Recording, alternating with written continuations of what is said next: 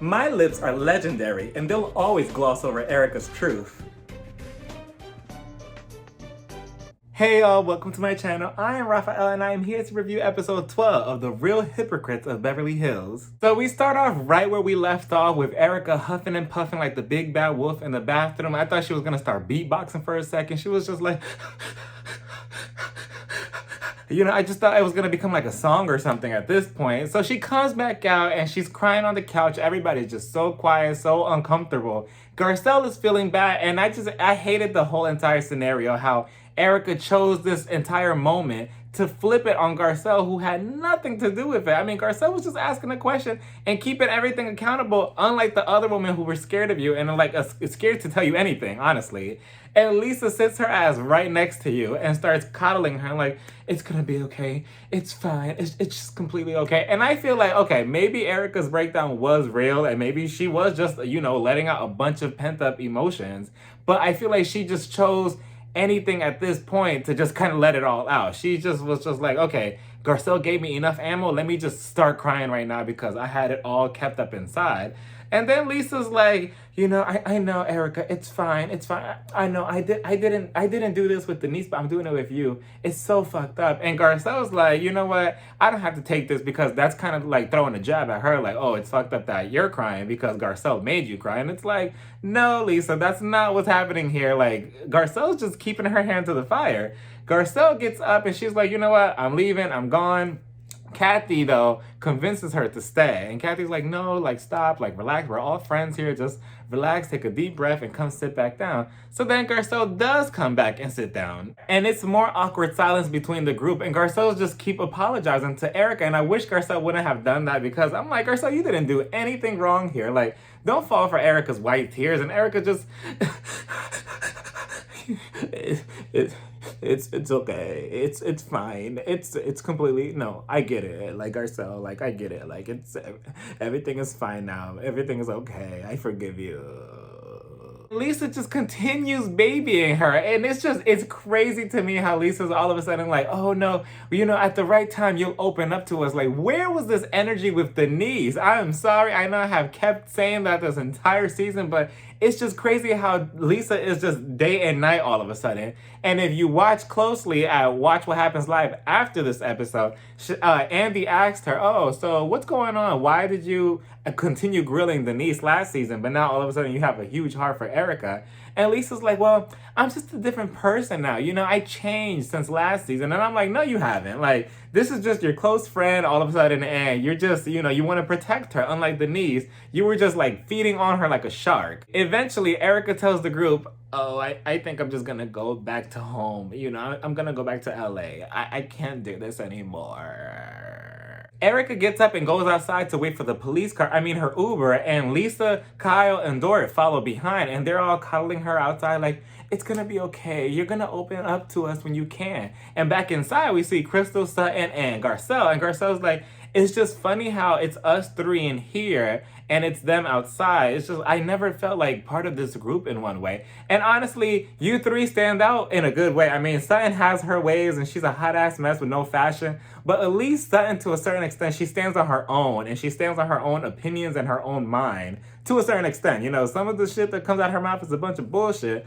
but you know, that's questionable. And then Crystal, she stands on her own. Obviously, we have seen her for a couple of episodes that she will take on the whole group if she has to, and her opinions are her opinions and she stands by it. Garcelle, same thing for her. Garcelle, if she has to ask you something or if she has a problem with anything, she'll bring it to the table. She's not afraid of anybody in this cast.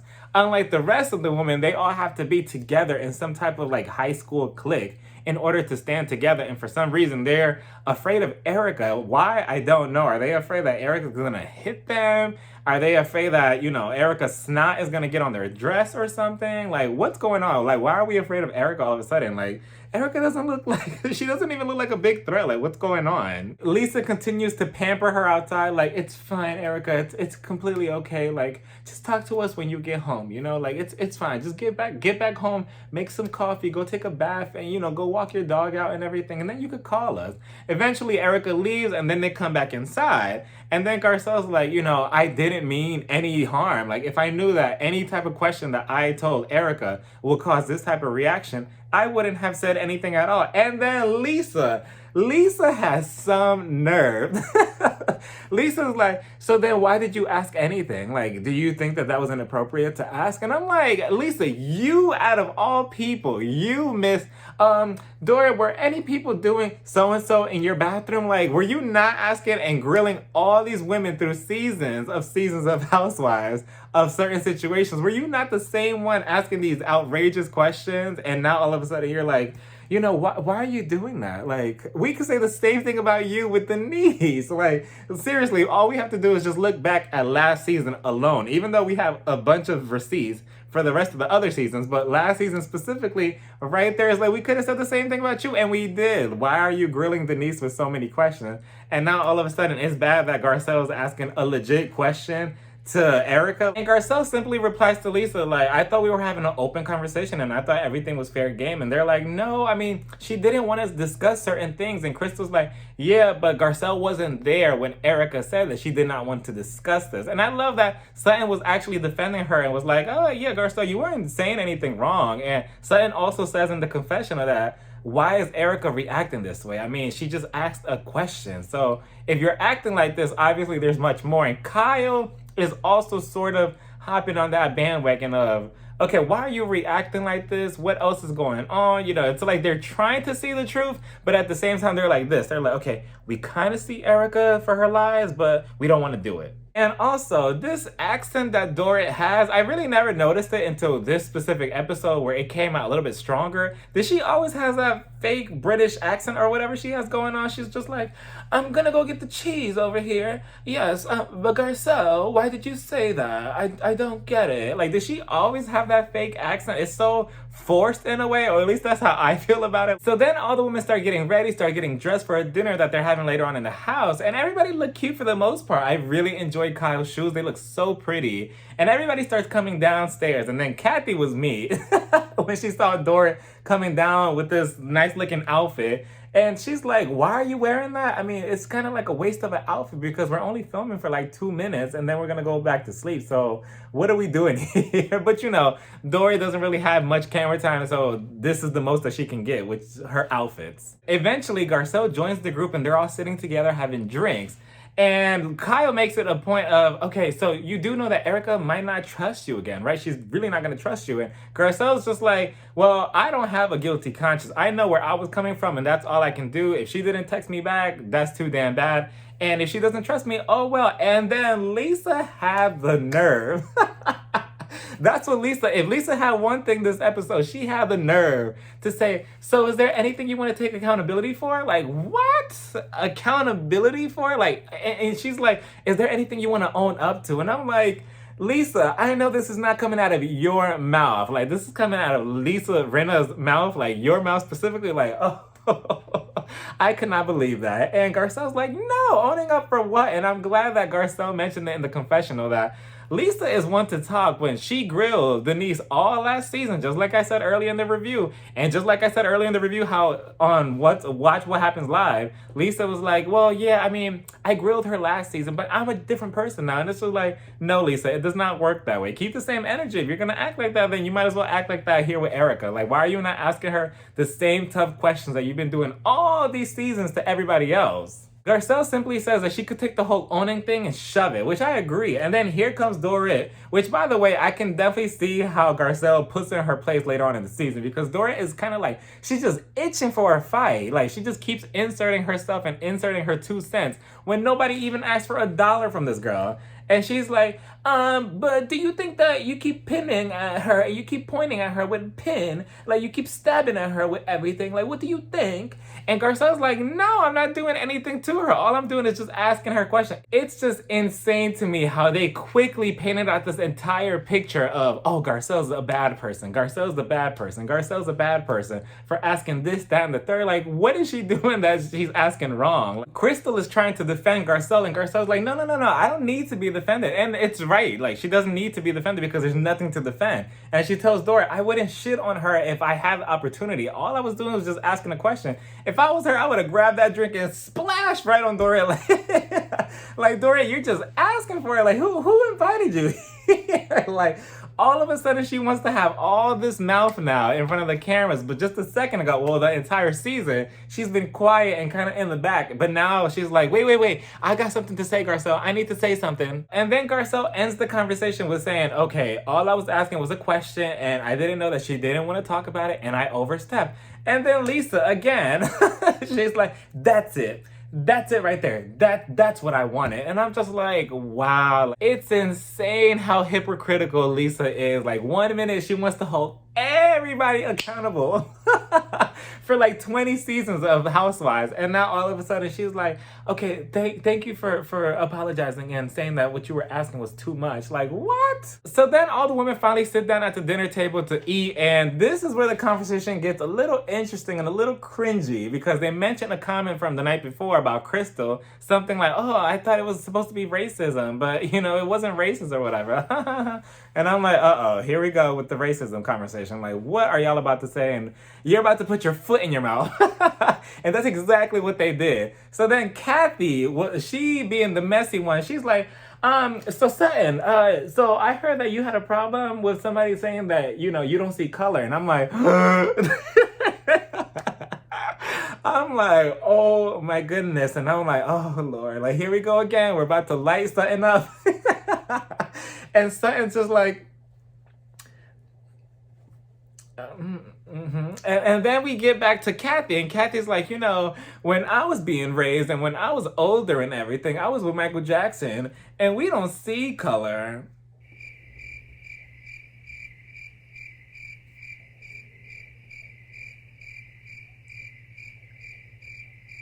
Garcelle tells Kathy that she needs her to see her as a black woman because when she walks into a room, before anybody sees anything, they see her skin color.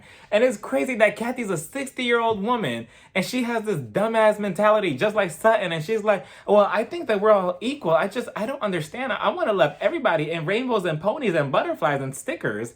And Kyle's like, I think what she means is that she wants everybody to be equal. Garcelle says, well, it's not like that. That's not the reality. And she asked the group, so have y'all ever felt like, you know, that you needed to be taught a different way to deal with the cops? And they're like, no, never. So I'm just like, that proves it right there alone. And Kathy, Garcelle is not your mother. She is not your teacher to be teaching you anything, because Kathy's like, well, maybe me and you need to have a conversation and you need to teach me. No, you're a grown-ass woman. You could easily go on Google, go on the internet, go anywhere, go read a book about all of the racism and everything and the privilege, but you're probably like so caught up with all the money around you and everybody catering to you for you to even open up your eyes to reality. It is not Garcelle's job or any other woman who's not white on any of these Housewives casts to teach all these white women how to behave, what's right, what's wrong, what's this, what's that. Like, that's your own problem. Like, if you don't want to learn and you haven't learned by the age that you are, which is 62, I believe Kathy is, then that's your own ignorance. It's nobody else's fault but your own. You know Sutton was just scared. She was probably just shaking underneath the table like, oh my God, please don't point this back on me. Like, I don't want this. She's like, nope, I'm going to keep quiet. Like, we already had this discussion. Like, I'm going to let them feed on Kathy next.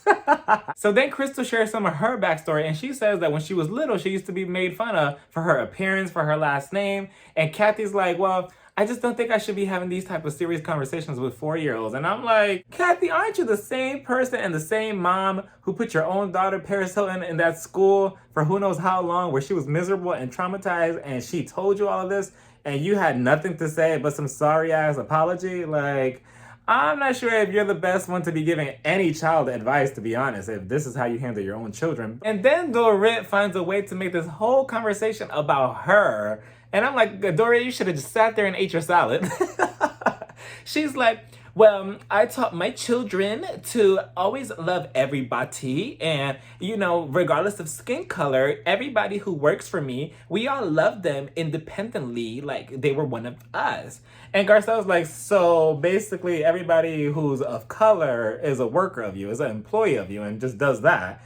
And everybody got so quiet, and you could tell that Sutton was just like cringing deep down inside as well. When Dorit said that her children prefer certain employees and certain people around her that were dark-skinned, and I was just clutching my pearls the entire time. I'm like, Dorit, what are you talking about? And Garcelle's like, okay, well, I was just asking. And it just goes to show that a lot of white women on the Housewives franchise, like, they do not know how to talk about racism or anything like that. Like, they try to relate in some ways, and then they end up putting their own foot in their mouth. Like, Dorit, you should have just sat there and had a drink and just let them discuss this because, trying to prove a point and you end up looking foolish. And then Dorit puts the cherry on top and she's like, my mom's best friend is black. And I'm like, what does that have to do with anything? That's equivalent to saying, oh, I'm not racist because I have black friends. I'm not racist because I date black men. Like, Dorit, just stop. Like, go upstairs and put on your Louis Vuitton pajamas and go to sleep. Kyle tells all the women if they can at least rinse out their dish because, obviously from the last episode, we see how disgusting they leave the kitchen. And Dorit makes a whole issue about it, like, can we have some help? I wish we could have some help right now because I don't do dishes and I don't want to clean. And you could just see her getting so annoyed and so uncomfortable, like putting soap or whatever on the dish. Like, Dorit, after that whole conversation, and this is what you say, that you need help and you want the help to come here, like, just don't learn. Eventually, Garcelle and Crystal leave because they want to get ready for bed, and the rest of the women sit down and they're all having a conversation. And Kyle tells Lisa, so, you told us about Harry's nail, that he has acrylic nails or whatever, like, explain that. And Lisa's like, yeah, he uses it because he doesn't like to use a pick when he's playing the guitar, so he uses acrylic nails. And Lisa shows them a picture and they all fall out laughing. I thought I was watching the episode of Drag Race Untucked with Monique Hart because the way they were screaming and laughing, they were like, ah! I'm like, was it that funny? Was it that serious? It's just acrylic nails. What's going on? Finally, the next morning, everybody's waking up and Andy sends all of them the text messages of what's going on with Tom. And Kyle starts reading off of it like, oh, so Tom was over here. And then Andy stopped filming and everything. He told her, no, I need you to read it with a little bit more dramatics, a little bit more extraness in your voice. And Kyle was like, yes, a bunch of plane crash survivors and money was transferred over to EJ LLC. They're all sitting there shocked. And I need Lisa to have the same energy that she had earlier when she was upset at Garcelle for questioning Erica now. Like, have the same energy here now because look at everything that's going on, but you're not going to question anything. You're just going to put all the blame on Tom. And she's like, I'm just so worried about her mental health. No, you are not. Like, where was this with the knees? Like, like it just, oh my God, it just kills me how she's saying all of this. Like, she's so worried and like she's protecting Erica as if she's a little child. But where was it for the knees? I am sorry. I am going to continue bringing that up. And they're all slowly putting all the pieces together that it's not really making sense. And Sutton is like, she could go to jail because if she sat there and she signed on the contract for this money from this specific situation to get transferred over to her account, then she needs to be held accountable for it. So I feel like Sutton is the only one here that's surprisingly making sense. And she's like, I'm not buying any of this. I'm really not. Kyle, again, it seems like she wants to be on board with Sutton. And she's like, yeah, I mean, how long has this been really going on for? Like, what else have we been, lied about? There must be so much more that we don't know that Erica hasn't confessed to us.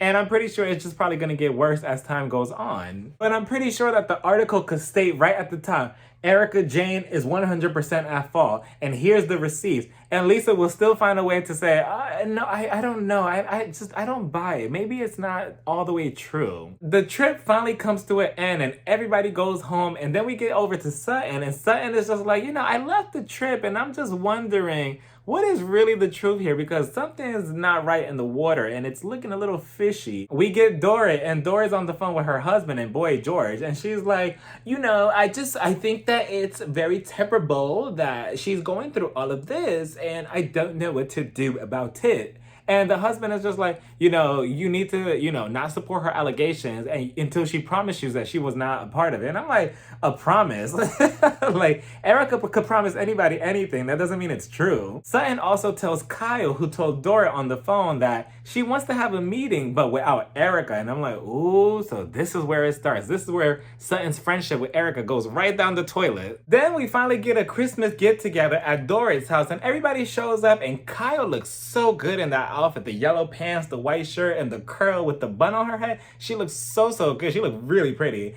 And they're all finally sitting down and, everybody's just a little on edge as they're kind of discussing, oh, did y'all see what happened with Erica last night? She posted all these text messages about an affair, about, here's her proof, here's the mistress laying on her bed. And then Garcelle comes in and she hears all of this and Garcelle's like, it's funny that all of this is going on when I asked her about if possibly Tom had an affair and she said no. I mean, it couldn't have happened. It might have happened, but it didn't. So it's just like Garcelle's also like, wait a minute, am I being lied to? So all these women are honestly figuring out that Erica is lying to all of their faces and is keeping so much from them. Why? Because she's trying to protect her image and she's trying to blame everything on Tom. Sutton finally shows up, aka Nancy Drew, and she gets down right to business. She's like, after that trip yesterday, I really thought about it and the red flags came out and I just feel like certain things are not adding up and it's not making sense. I don't think we should be a part of that because look what Erica is dragging us into. And she does make a good point because as much as the women are talking about this and hanging around Erica, they can possibly end up on the witness stand or something like, oh, so you knew Erica for this long, so tell us about her. They could all be somehow involved in this case, whether they see it or not. And that's what Sutton is trying to be on the lookout for because she wants no part of this. She's like, look, I just came here to film a show. I just wanted to show the world that I don't know how to dress and maybe be a Karen here and there, but that's it. I am not ending up in anybody's court. I do not want to testify for Erica. I don't even know the woman like that. And Kyle was so quick to say, so what you're saying is that you don't believe Erica? You think that she's guilty that Tom did it? Huh? Is that what you're saying? I'm like, Kyle, relax. Like, Kyle is so quick to try to stir the pot. Like, we get it, but but you could have been a little bit more subtle about it. Sutton simply says that she does not know if she wants to be around her friend around this time, and it goes to be continued. Oof.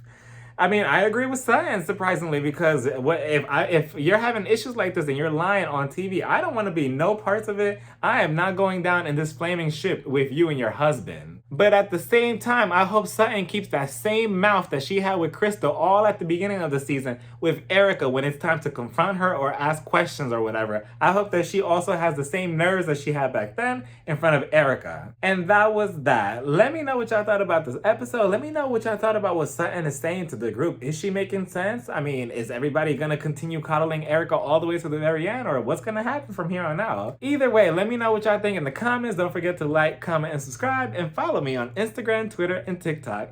Bye, y'all. Mwah.